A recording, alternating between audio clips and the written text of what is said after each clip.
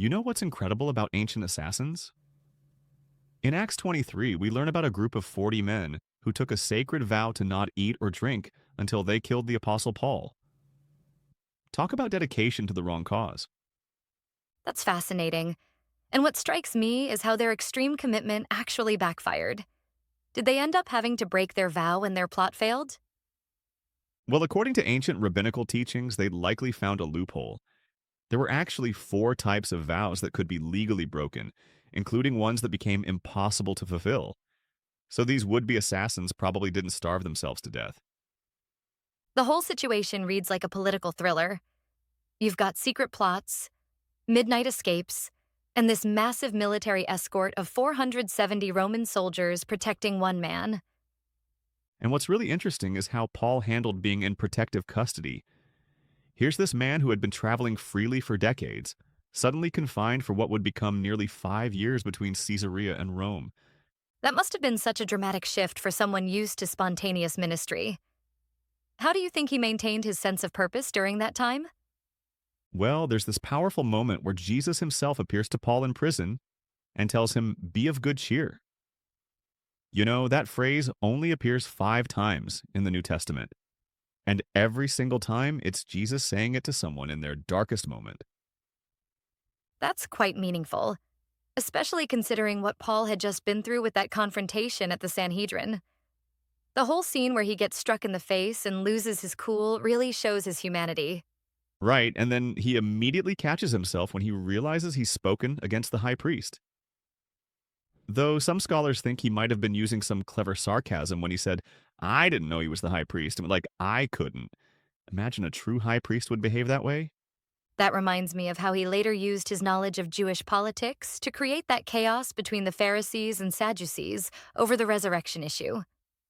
Though interestingly, Paul later seemed to regret that tactical move.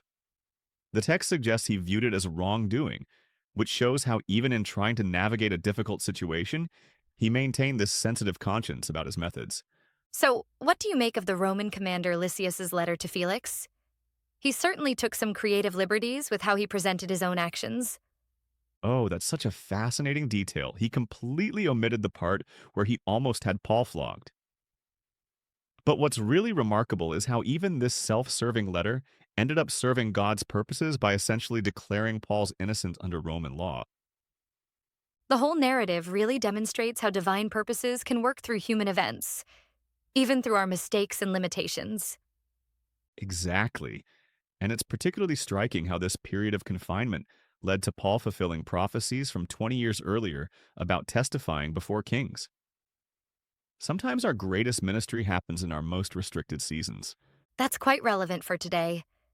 The idea that God's purposes can advance even through, or maybe especially through, our limitations and constraints.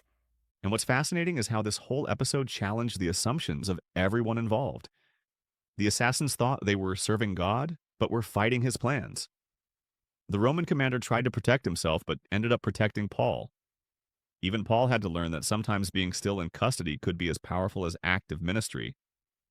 The way God orchestrated Paul's protection is almost humorous, using a young nephew who happened to overhear the plot, then arranging this massive military escort that was probably better protection than most Roman officials received.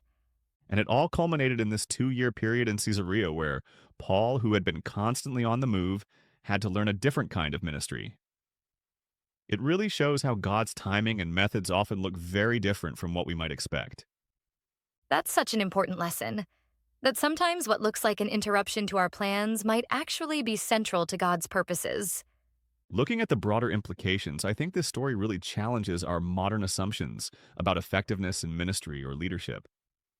We often think we need freedom and resources to make an impact, but sometimes our greatest influence comes through our seasons of limitation.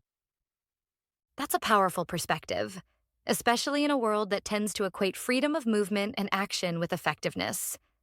And perhaps that's the most enduring lesson from this episode. That God's purposes advance not through our strength or clever tactics, but through our faithful presence in whatever circumstances we find ourselves, even when those circumstances look nothing like what we expected.